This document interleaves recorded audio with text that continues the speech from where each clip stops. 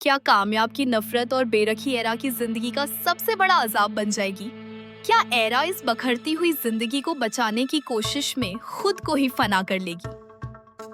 Drama serial मेरी जिंदगी की कहानी अब एक ऐसे लर्ज़ाकीज़ मोड़ पर आ खड़ी हुई है जहां हर रिश्ता एक दहकते हुए ज्वालामुखी पर खड़ा नजर आता है।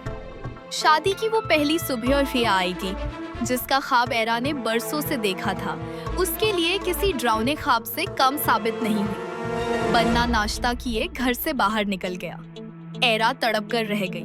उसे समझ नहीं आ रहा था कि जिस कामयाब ने उसे पाने के लिए पूरी दुनिया से जंग लड़ी, वो अचानक इतना पत्थर दिल कैसे हो गया।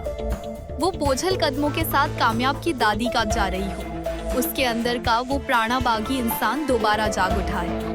एरा को एहसास हुआ कि कामयाब अब दोबारा इसी पुराने रास्ते पर चल पड़ा है जहां सिर्फ अंधेरा और शराब का निश्चय है। रात के सन्नाटे में जब पूरा शहर सो रहा, फारिया चीखती रही कि कामयाब गाड़ी आहिस्ता करो, हम मर जाएंगे। लेकिन कामयाब के कानों में सिर्फ इंतकाम की आवाजें गूंज रही थी।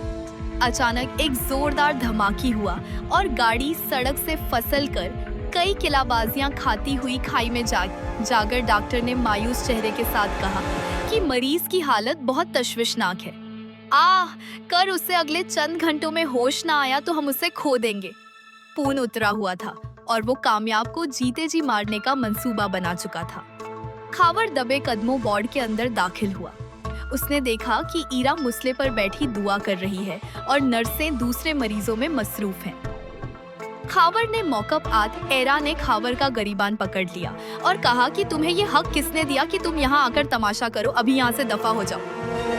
खावर दीवानगी के आलम में चीखने लगा कि इस कामयाब ने मेरी फारिया को मुझसे छीन लिया। मैं उसे जिंदा नहीं, कामयाब की दादी और उसके ही वालिदैन भी अस्पताल पहुँच चुके हैं और वो सब आयरा की हिम्मत देखकर हैरान है। तब क्या कामयाब